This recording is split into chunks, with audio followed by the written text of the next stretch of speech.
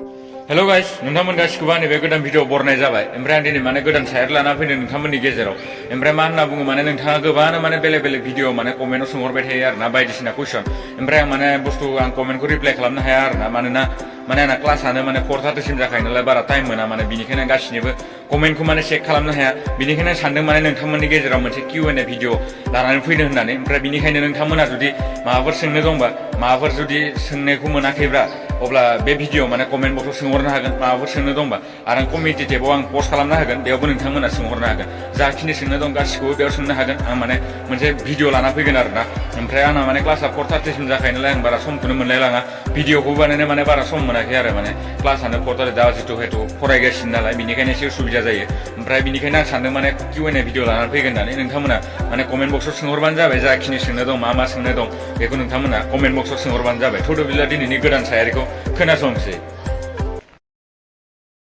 आं नोंखौ अब्लानि समाव मोजां मोनदोंमोन जेब्ला नोंनि जिउआव रावबो गैयामोन नाथाय नों आंखौ अब्लानि समाव गारनानै थांबाय जेब्ला आंनि जिउआव नोंनि अनगा रावबोआनो गैयामोन कैसे तेरी खुदगर्जी ना धूप चुने ना छाँव कैसे तेरी खुदगर्जी ओइ आंनो ना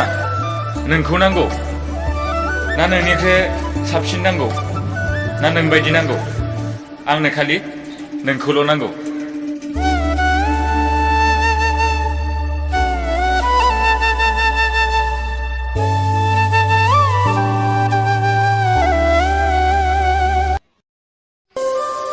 ओइ खोनासं नों आंखौ मालायफोरनि सिगाङाव गाज्रि होनना बुंबाय थायोना औ आं गाज्रियानो नाथाय आं नोंनि बायदि मालायफोरजों